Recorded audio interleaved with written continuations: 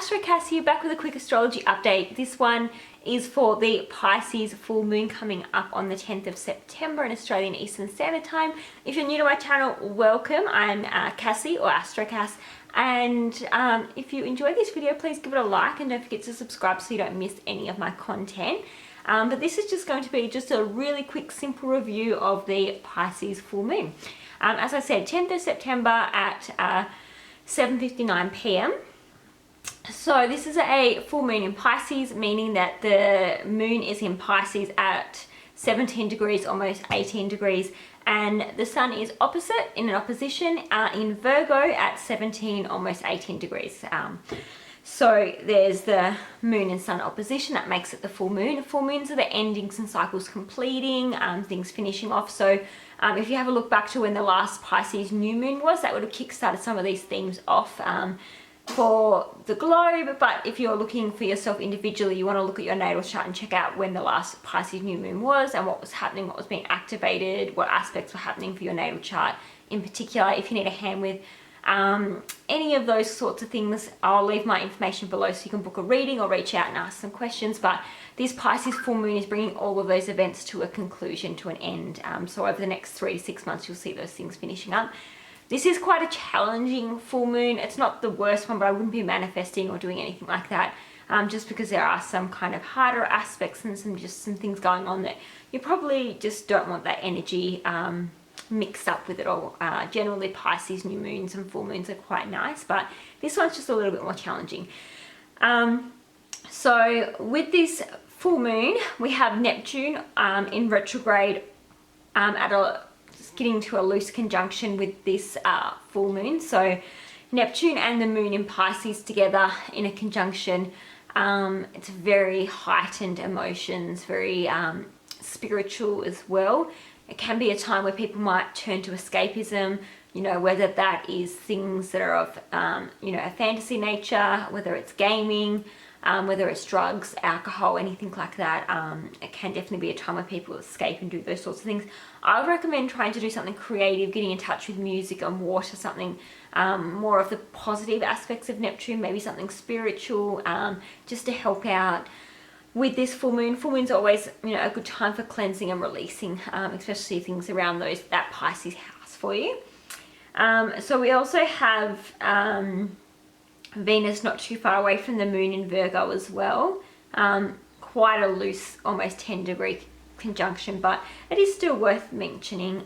So yeah, Venus is our love, romance, money, relationships, those sorts of things. Our sun is our ego. The moon is our emotions and our inner self, and Neptune is more like, it's the spiritual aspects. It's more like illusions and our dreams and all those sorts of things.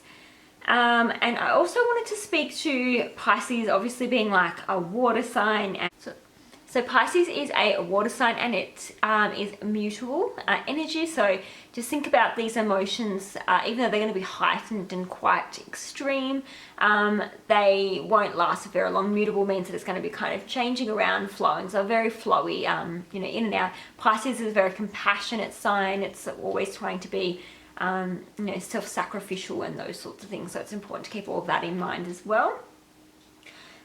We also want to kind of keep an eye on the Uranus in Taurus at roughly 19 degrees, squaring off to Saturn in retrograde in Aquarius at roughly 20-ish degrees. That square and that tension is one of the biggest reasons why I'm saying, you know, probably not to manifest with this full moon, because it can be quite tense. Uranus is chaos, sudden changes, all those sorts of things. And in Taurus, it's to do with our money, food, security. And Saturn's authority, restrictions, lessons, and it's in the sign of Aquarius, which is all about humanitarian things. It's about, you know, our communities, our friendships, the groups we're a part of. It's about technology as well and stuff like that. So, and science and medicine. So, a bit of a challenging aspect there, which can make this quite volatile and a little bit hard. You've also got Mars as well, that's actually squaring this full moon as well. So Mars is at 11 degrees in Gemini. So yeah, it's doing a little bit of a loose square to the moon and sun. So Mars being aggression, anger, passion, action, our energy, all those sorts of things. When it's in a square with the moon, which is our emotions, and the sun, which is our ego and our confidence and our vitality, the squares are showing tension and challenges there. So with Mars being in Gemini, I would think this could be about communication, it could be about social media, it could be about news that we're getting causing us to feel frustrated or maybe angry. It can also somewhat to do with transport and stuff like that as well. And then squaring like the sun and the moon, obviously, yeah, just think about challenges, you know, with our emotions and how we're shining and our confidence in regards to that Mars stuff. So maybe challenges with speaking up, speaking our mind, maybe challenges with, you know, information that's been put out on social media or in the news, those sorts of things. It's a time for healing. Pisces is a very healing sign. So where we have to try and be aware of these harsher aspects and remember that it's a time to release and to heal. And so I'm really hoping that you guys have a really good full moon and take all this stuff into consideration. Definitely check out your own natal chart, because even though there are hard aspects in this, it might not be impacting your chart, your natal chart directly as difficultly. So yeah, I hope you enjoyed this, and if there's anything that you need, drop some comments. Don't forget to give me a like, and I'll catch you in the next one. Bye.